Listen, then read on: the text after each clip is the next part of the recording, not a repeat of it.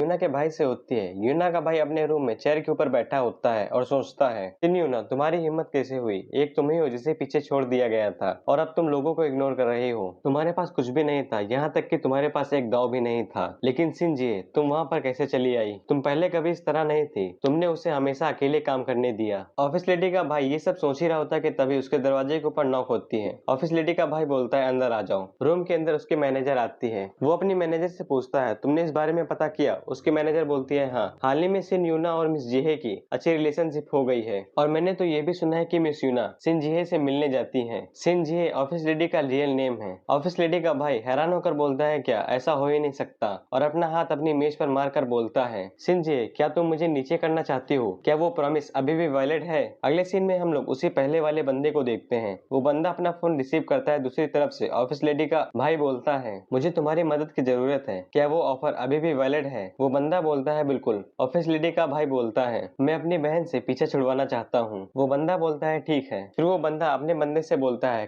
"Cam को call करो।" उसका आदमी उससे बोलता है, "कैम के अंदर वो अफवाह अभी भी खत्म नहीं हुई है।" वो बंदा उससे बोलता है, "मुझे फर्क नहीं पड़ता, भले ही तुम्हें अभी भी डाउट हो, लेकिन फिर भी तुम्हें मेरे ऑर्डर्स को फॉलो करना होगा।" उसका बंदा बोलता है, "ठीक है सर।" अगले सीन में हम लोग स्कूल को देखते हैं। यूना बड़े जोश के साथ सभी से बोलती है, "स्कूल के बाद हर कोई पीसी कैफे चलेगा।" जिन यूना से बोलता है, "सुन यूना, क्या तुम्हारे साथ कुछ हुआ है? तुम अचानक से हमारे साथ गेम क्यों खेलना चाहती हो?" ली उससे बोलता है, "क्या तुम नहीं जानते हो कि तुम नुबड़ी हो? तुम्हारा इससे क्या मतलब है?" यूना की बेइज्जती हो जाती है तो यूना शर्माते हुए बोलती है, "तुम लोग किस बारे में बात कर रहे हो?" फिर उसके बाद ली यूना से बोलता है, ठीक है, हम लोग चलेंगे।" यूना उनसे बोलती है, "हर कोई पीसी कैफे चलेगा।" फिर उसके बाद यूना सुकजू से पूछती है, "क्या इजिन आज स्कूल नहीं आएगा?" सुकजू उससे बोलता है, "इजिन टीम 2 के साथ सिक्योरिटी टीमिंग कर रहा है।" अगले सीन में हम लोग ऑफिस लेडी की कार को देखते हैं और इजिन भी उन्हीं के साथ होता है और इजिन का लगातार फोन बज रहा होता है। ऑफिस लेडी उससे बोलती है, "तुम अपना फोन चेक क्यों नहीं कर रहे हो?" इजिन ऑफिस लेडी से बोलता है, "मैं अभी काम कर रहा हूँ, मैं बाद में चेक कर लूंगा।" ऑफिस लेडी उससे बोलती है, "ये ठीक है, तुम चेक कर सकते हो, शायद ये अर्जेंट हो, तुम्हें चेक कर लेना चाहिए, नहीं तो ये बुरा होगा।" इजिन ऑफिस लेडी की तरफ देखता है, फिर अपना फोन निकाल कर चेक करता है।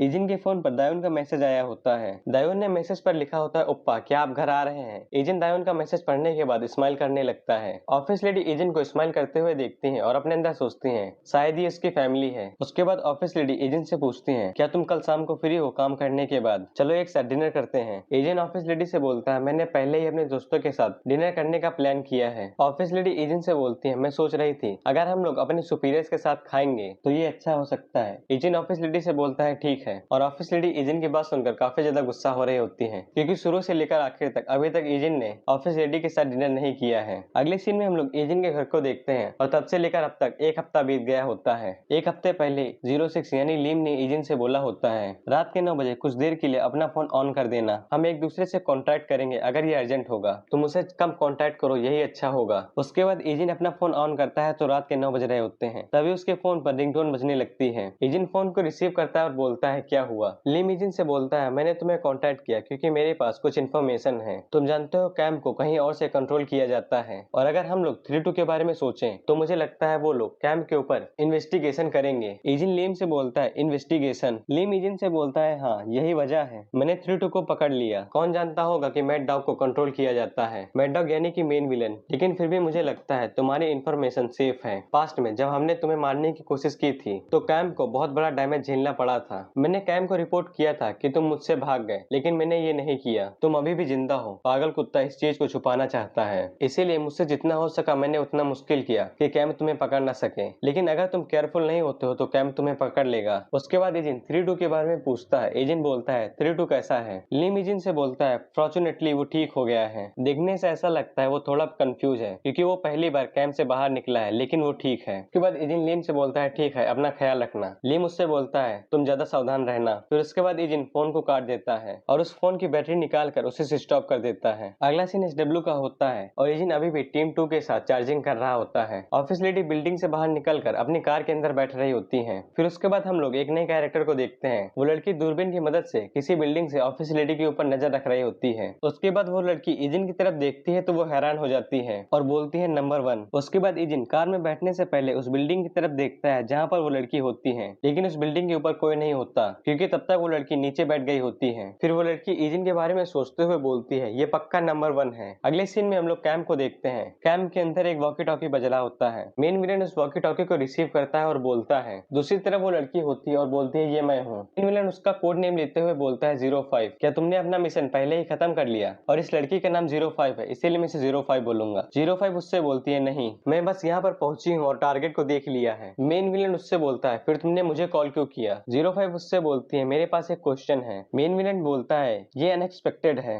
तुमने मुझे कांटेक्ट किया एक क्वेश्चन पूछने के लिए। 05 उससे बोलती है ये नंबर 1 है, वो कैसे मारा था? मेन विलन 05 से बोलता है जिस जगह पर वो छुप रहा था मैंने उसे बॉम्ब से उड़ा दिया। 05 मेन विलन से बोलती है क्या तुमने उसकी बॉडी चेक की या फिर नहीं? मेन विलन बोलता है बिल्कुल, लेकिन तुम अचानक से इस बारे में क्यों पूछ रही हो? 05 उससे बोलती इसके लिए सॉरी। 06 और 32 अचानक से एक मिशन में मारे गए और बहुत सारे मेंबर कैंप से भाग गए हैं, इसीलिए मुझे लगा ये सब 01 की वजह से हो रहा है। मेन विलन 05 से बोलता है ये सब कुछ वैसा नहीं है, इसीलिए अपना टाइम इस पर वेस्ट मत करो और अपना मिशन पूरा करो। 05 उससे बोलती है बिल्कुल। फोन काटने के बाद मेन विलन बोलता है धत तेरी की, मुझे खुद 01 के ऊपर शक है, मुझे 01 से अपना पीछा छुड़वाने की जरूरत है जैसे ही ये पॉसिबल हो। अगले सीन में हम लोग 05 को देखते हैं। 05 अपना फोन देखते हुए सोचती है पागल कुत्ता हैरान हो गया जब मैंने उससे 01 के बारे में सवाल पूछा, पागल कुत्ता सच में कुछ छुपा रहा है। फिर उसके बाद 05 एजेंट के बारे में सोचते हुए बोलती है क्या वो सच में 01 था? फिर उसके बाद 05 उस बारे में सोचती है जब एजेंट मशीनरी हुआ करता था। 05 बोलती है वो बहुत ज्यादा बदल गया है, लेकिन वो पर्सन 01 से बहुत ज्यादा मिलता था। अगला सीन एक होटल का होता है और हम लोग होटल के अंदर लेफ्टिनेंट को देखते हैं। लेफ्टिनेंट के सामने एजेंट बैठा होता है। लेफ्टिनेंट एजेंट से बोलते हैं मैं सच में बहुत ज्यादा सरप्राइज हो गया था जब मैंने सुना तुम यहाँ पर हो, और यहाँ तक कि मैं और भी ज्यादा सरप्राइज हो गया जब मैंने सुना कि तुम जीए के साथ हो। एजेंट लेफ्टिनेंट से बोलता है आई एम सॉरी, मैं आपको इस बारे में बता नहीं सका क्योंकि मैं आपसे कांटेक्ट नहीं कर सका। लेफ्टिनेंट एजेंट से बोलते हैं ये ठीक है, तुम मुझे कांटेक्ट नहीं कर सके क्योंकि मैं मिशन पर था, तो इसीलिए तुम्हें अपॉलॉजी की जरूरत नहीं है। उसके बाद लेफ्टिनेंट ऑफिस लेडी से मुस्कुराते हुए पूछते हैं क्या एजेंट ने अच्छे से काम किया है? ऑफिस लेडी लेफ्टिनेंट से बोलती है उसने सिर्फ अच्छे से एडजस्ट ही नहीं किया है बल्कि सभी मेंबर्स में से सबका प्यारा बन गया है। लेफ्टिनेंट आगे से मुस्कुराते हुए बोलते हैं सच में एजेंट सिर्फ लड़कियों में ही पॉपुलर नहीं है बल्कि वो लड़कों में भी है। ऑफिस लेडी लेफ्टिनेंट की तरफ देखकर सोचती हैं जब हम लोग एक साथ होते थे तो लेफ्टिनेंट कभी भी इतनी अच्छे से बात नहीं करते थे, इन्हें देखने से ऐसा लगता है ये पूरी तरीके से दूसरे इंसान है जब ये एजेंट के साथ होते हैं। और हम लोग फ्लैशबैक में देखते हैं जब लेफ्टिनेंट और ऑफिस लेडी एक साथ अकेले होते हैं। लेफ्टिनेंट बहुत ज्यादा शर्माते हुए ऑफिस लेडी से बोलते हैं जी है प्लीज एजेंट का अच्छे से ख्याल रखना। फिर उसके बाद ऑफिस लेडी एजेंट और लेफ्टिनेंट से बोलती है तुम दोनों को देखने से ऐसा लगता है तुम दोनों एक दूसरे को बहुत अच्छे तरीके से जानते हो। उसके बाद लेफ्टिनेंट बड़े जोश से बोलते हैं 3 साल पहले मुझे एजेंट से मदद मिली थी जब मैं बिजनेस ट्रिप के लिए अप्रैल में गया था। उस समय एजेंट 16 साल का था, बहुत शांत और भरोसेमंद, जो सच में बहुत ज्यादा हेल्पफुल था क्योंकि वो बहुत टाइम से अब्रॉड में स्टडी कर रहा था और इसी वजह से मैं अपने पॉल्टून के बारे में इतना जान सका। मैं हर किसी के साथ गेम खेलता, खाना खाता और ट्रेनिंग करता। ऑफिस लेडी उससे बोलती है अच्छा, और अपने अंदर सोचती हैं वो सच में मुझसे कुछ छुपा रहे हैं। जिस तरीके से ये बात कर रहे हैं इसे देखने से ऐसा लगता है इन्होंने ये सब कुछ किताब से रट्टा मारा है। उसके बाद लेफ्टिनेंट अपने पेट पर हाथ रखकर बोलते हैं हमारा खाना कहाँ है? ऑफिस लेडी भी बोलती है हाँ मुझे भी भूख लग रही है, और अपने अंदर सोचती हैं मैंने उनसे इस बारे में इसलिए नहीं पूछा कि मैं उसके ऊपर इन्वेस्टिगेशन करना चाहती थी, मैं बस थोड़ी सी क्यूरियस थी। तभी ऑफिस लेडी का फोन बजने लगता है। ऑफिस लेडी अपने फोन की तरफ देखती हैं और उन दोनों से बोलती है ये जरूरी कॉल है, और वहां से उठकर चले जाते हैं। फिर लेफ्टिनेंट एजेंट से पूछते हैं तुम्हारी फैमिली कैसी है? एजेंट उनसे बोलता है हमारी फैमिली बिल्कुल अच्छी है। फिर उसके बाद एजेंट और लेफ्टिनेंट इसी तरह बातें करने लगते हैं। थोड़ी देर बाद ऑफिस लेडी वहां पर आती है और उन दोनों को देखते हैं तो वो दोनों अच्छे से एक दूसरे से बात कर रहे होते हैं। ऑफिस लेडी उनकी तरफ देखकर सोचती हैं उन्हें इस तरह देखने से ऐसा लगता है जैसे वो फैमिली हो, वो दोनों सच में एक दूसरे से बहुत ज्यादा क्लोज हैं। अगर मैं इस बारे में सोचूं तो मुझे लगता है मैं उन्हें डिस्टर्ब कर रही हूँ। और अगला सीन कुछ दिनों के बाद का होता है। एजेंट रोड की साइड पर चल रहा होता है, तभी वो अपने सामने एक लड़की को देखता है जो सस्पिशियस तरीके से खड़ी होती है। एजेंट उसकी तरफ देखकर उसे इग्नोर कर देता है और आगे चलने लगता है, और वो लड़की 05 होती है। 05 और एजेंट जैसे ही एक दूसरे के बगल से निकलते हैं 05 अपने पास से एक नाइफ निकाल लेती है और एजेंट के ऊपर अटैक कर देती है, लेकिन एजेंट उस अटैक को ब्लॉक कर लेता है। उसके बाद 05 एजेंट के पास जाकर बोलती है इतनी पास है मैंने तुम्हें पहचान लिया है, तुम अभी भी जिंदा हो 01। एजेंट 05 की तरफ देखता है और उसका नाम लेकर बोलता है 05, क्योंकि वो लोग पब्लिक एरिया में एक दूसरे से चिपक के खड़े होते हैं इसीलिए लोग उन्हें देख रहे होते हैं। अगले सीन में हम लोग उसी पहले वाले बंदे को देखते हैं। उसका बंदा उससे बोलता है कैंप ने कहा उन्होंने 05 को भेज दिया है। वो बंदा बोलता है ये बिल्कुल अजीब बात है कि कैंप इस तरह की चीज के लिए ऐसे नंबर को भेज रही है। जिस तरह से कैंप के अंदर चीजें इतनी सस्पिशियस हो गई हैं, इसीलिए मुझे लगता है उन्होंने अपने बेस्ट नंबर को भेजा है इस बात को पक्का करने के लिए कि मिशन पूरा हो जाए। हालांकि मुझे उस नंबर से अनईजी फील हो रहा है, लेकिन कैंप के नजरिए से वो उनके ट्रम्प कार्ड हैं। और हम लोग अगले एपिसोड में जानेंगे कि कैंप के अंदर नंबरों का क्या मतलब है और कैंप को चलाने वाला कौन है। शुरुआत में वही बंदा बोलता है नंबर्स, एक स्पेशल एक्सपेरिमेंटल यूनिट जिसे आयरन ने राइज किया है, एक सीक्रेट संबंधित ऑर्गेनाइजेशन। वो लोग 1000 लोगों को इकट्ठा करते हैं, एक हेल जैसी ट्रेनिंग और रियल लाइफ बैटल जहां उन्हें अपनी जान खतरे में डालनी पड़ती है। उन सभी चीजों में सर्वाइव करने के बाद उन 1000 लोगों में से सिर्फ 40 लोग बचते हैं। अपनी ट्रेनिंग पूरी करने के बाद वो लोग फुल्ली एक्टिव हो जाते हैं। हालांकि ये टाइम का शॉर्ट पीरियड होता है। आयरन इससे पहले और भी ज्यादा पैसा कमाने और आगे बढ़ने के लिए सक्षम नहीं था, लेकिन आयरन के प्रॉफिट के लिए वो लोग बैकग्राउंड के पीछे बहुत सारी चीजें करते हैं। इसके अलावा वो लोग जो कैंप को धोखा देते हैं वो वही लोग होते हैं जो उन्हें लीड करते हैं। एक इस तरह के नंबर को छोड़ना बहुत बड़ा घाटा होता है, इसीलिए कैंप की मिलिट्री लगातार अपनी स्ट्रेंथ खोती जा रही है और बस खत्म ही होने वाली है। तब से कैंप हमारे ऑर्डर्स को फॉलो करता है, वो अपने लोगों को भेजता है हमारे मिशन को पूरा करने के लिए। ऑर्डर के अंदर मिशन को पूरा खत्म करना, और वो लोग जाहिर तौर पर नए मशीनरी भी भर्ती करते हैं। फिर वो बंदा बोलता है अगर मैं इसके बारे में सोचूं तो ये बहुत अनफॉर्चुनेट है, क्या हम लोग उन्हें फिर भी कंट्रोल कर सकते थे। अगला सीन एक खाली पड़ी बिल्डिंग का होता है। बिल्डिंग के अंदर 05 और एजिन होते हैं। 05 एजिन को घूरते हुए एजिन से बोलती है, नंबर 1, मुझे नहीं लगा था कि तुम जिंदा होगे।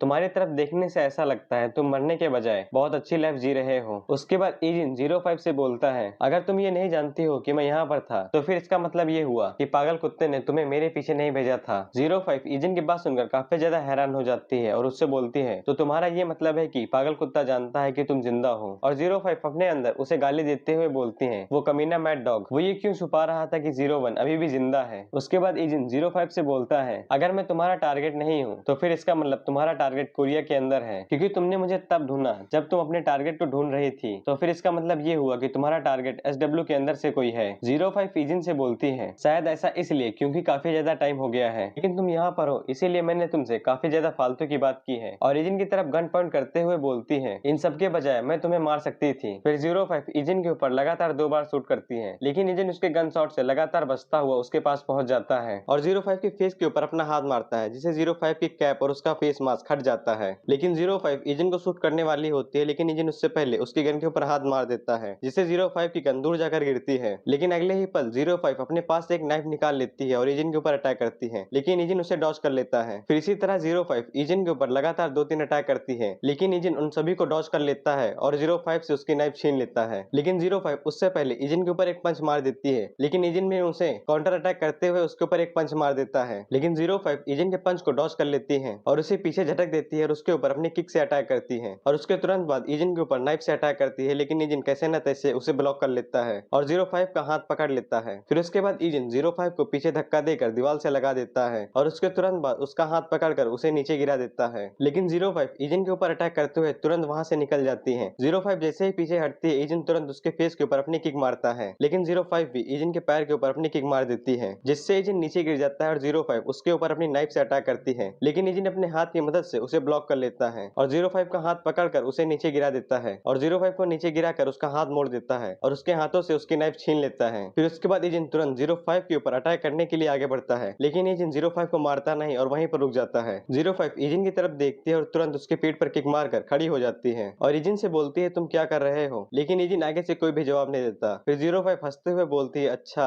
तो तुम अब अपने साथियों को मारने से हेजिटेट कर रहे हो। और एजिन से आगे बोलती है, हम में से 26 तुम्हारे हाथों से मारा गया था, लेकिन अब तुम हेजिटेट कर रहे हो। लेकिन एजिन आगे से शांत खड़ा रहता है। 05 उससे आगे बोलती है, वो लोग घमंडी थे, लेकिन वो हम में से एक थे जिन्होंने हमारे साथ हेल जैसी जिंदगी को सहा था, और वो लोग वो थे जो तुम पर विश्वास करते थे और तुम्हें फॉलो किया। और 05 आगे से गुस्सा होकर बोलती है, लेकिन तुमने अपने लालच के चलते उन्हें मार दिया। एजिन आगे से 05 से बोलता है, मैंने कभी भी अपने साथियों को नहीं मारा। 05 आगे से हैरान होकर बोलती है, क्या? एजिन बोलता है, मुझे कैंप से ऑर्डर मिले, जो साथी मेरा पीछा कर रहे थे मैंने उन्हें बस कम किया, लेकिन मैंने उन्हें मारा नहीं था। 05 एजिन से बोलती है, तुम क्या बकवास कर रहे हो। लेकिन 05 जब एजिन का सीरियस चेहरा देखती है तो उससे बोलती है, तो फिर उनके साथ क्या हुआ? तो फिर क्या किसी और ने उन्हें मार दिया जब तुमने उन्हें कम किया था? 05 एजिन से बोलता है, ऑब्वियसली वो लोग लड़ नहीं सकते थे, लेकिन उन सभी की लाइफ खतरे में नहीं थी, और इसके बाद मैं उनके बारे में और कुछ भी नहीं जानता हूँ और मैंने अपनी लाइफ जीना शुरू कर दी। 05 एजिन की बात सुन के अपने अंदर सोचती है, अगर नंबर 1 ने उन्हें नहीं मारा तो फिर किसने ये किया? फिर उसके बाद 05 एजिन से बोलती है, लेकिन ये बात नहीं बदलेगी कि तुमने हमें धोखा दिया, भले ही तुमने हमारे साथियों को नहीं मारा हो। एजिन 05 से बोलता है, मेरी मेमोरी अभी भी धुंधली है, लेकिन मुझे ये याद है इस तरह की सिचुएशन जहाँ पर मैंने कभी भी अनरिलेटेड सिविलियन या फिर अपने साथी को नहीं मारा। 05 आगे से बोलती है,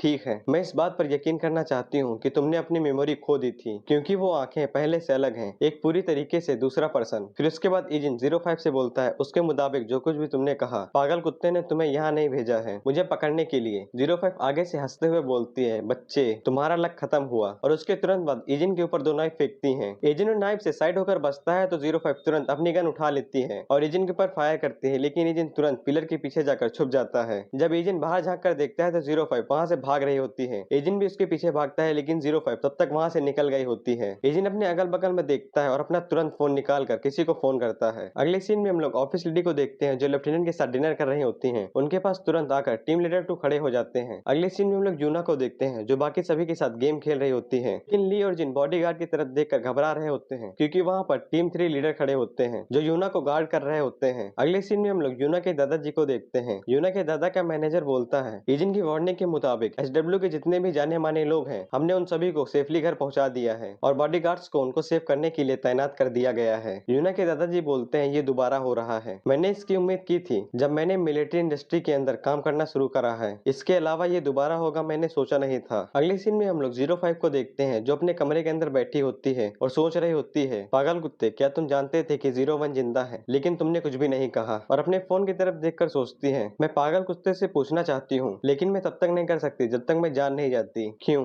और उसके बाद एजेंट के बारे में सोचते हैं जब एजेंट ने बोला होता है, मैंने कभी भी अपने किसी भी साथी को नहीं मारा। और उसकी बात सोचकर अपने अंदर बोलती हैं, अगर नंबर 1 ने जो कहा वो सच है तो फिर किसने उन लोगों को मारा। नहीं सिर्फ इतना ही नहीं, अगर ऐसा हो सकता है तो किसी ने उन्हें तब मारा होगा जब वो लोग अपने मिशन पर थे। और 05 मुस्कुराते हुए बोलती है, कुछ भी हो लेकिन इस तरह की सिचुएशन काफी स्मेली है। तभी 05 के दरवाजे के ऊपर नॉक होती है। 05 दरवाजे की तरफ देखकर सोचती है, इतने टाइम पर कौन हो सकता है। और अगले सीन में हम लोग दरवाजे के उस पार देखते हैं तो वहां पर एक डिलीवरी बॉय खड़ा होता है और उसके साथ 2 किलर भी होते हैं। उनमें से एक किलर ड्रिल मशीन की मदद से उस दरवाजे को तोड़ देता है और वो डिलीवरी बॉय भी अपने चेहरे के ऊपर मास्क लगा लेता है। फिर वो तीनों दरवाजा तोड़कर अंदर घुस जाते हैं, लेकिन कमरे के अंदर कोई भी नहीं होता। फिर वो तीनों रूम के अंदर इधर उधर देखने लगते हैं। तभी उस बंदे के सर के पीछे से एक गन निकलती है और एक बंदे का काम तमाम हो जाता है। और उस बंदे के साथ ही पीछे मुड़कर देखते हैं तो दीवार के पीछे से 05 निकलती है और उन दोनों को तुरंत शूट कर देती है और एक बंदे के हाथ के ऊपर पैर रखकर बोलती है, तुम लोग कहाँ से हो। और उसके गले के ऊपर वॉकी टॉकी देखती है और उसके तुरंत बाद 05 उसका गेम बजा देती है और वहां से जाते हुए बोलती है, इन लोगों को एसडब्ल्यू ने नहीं भेजा। इस देश के सिक्योरिटी नियम के मुताबिक वो लोग इनकी तरह ओपनली वेपन नहीं इस्तेमाल कर सकते, या फिर क्या ये लोग 01 के लिए काम करते हैं। अगले सीन में हम लोग 05 को देखते हैं जो वहां से अपना सारा सामान लेकर जा रही होती है। तभी 05 अपने सामने देखती है तो वो हैरान हो जाती है क्योंकि 05 के सामने एक बंदा होता है जो उसके ऊपर गन पॉइंट कर लेता है और उसके ऊपर शूट करने लगता है। लेकिन 05 तुरंत एक गली के अंदर छुप जाती है और उस बंदे के ऊपर काउंटर फायर करती है और उस बंदे के हेडशॉट मार देती है। तभी दूसरा बंदा 05 के ऊपर अटैक करता है। फिर उसके बाद 05 गली की दूसरी तरफ देखती है तो वहां पर भी 2 लोग आ गए होते हैं कार लेकर। 05 उन सभी की तरफ देखकर सोचती है, उन लोगों ने मुझे कब घेर लिया। तभी 05 को कुछ आवाज सुनाई देती है और 05 जब मुड़कर देखती है तो वहां पर एजेंट आ गया होता है और एजेंट वहां पर आकर तुरंत एक बंदे से गन छीन कर उसे नीचे गिरा देता है और तुरंत दूसरे बंदे के ऊपर अटैक कर उसे भी ढेर कर देता है। गली के दूसरी तरफ वाला बंदा एजेंट के ऊपर गन फायर करने वाला होता है कि तभी 05 गली से निकलकर उस बंदे के ऊपर हेडशॉट मार देती है और उस बंदे को वहीं पर मार देती है और पीछे मुड़कर एजेंट की तरफ देखती है। अगले सीन में हम लोग पहले वाले बंदे को देखते हैं। उसका साथी उससे बोलता है, हमारा कॉन्टैक्ट उस टीम के साथ खत्म हो गया जिसे हमने तैनात किया था। वो बंदा अपने साथी से बोलता है, हमने आखिरकार उन लोगों में से किसी एक का ट्रेलर देख लिया लेकिन ये काफी बुरा था, मैं अपने सारे कनेक्शन छुपाने होंगे। उसका साथी उससे बोलता है, हमें चिंता करने की जरूरत नहीं है,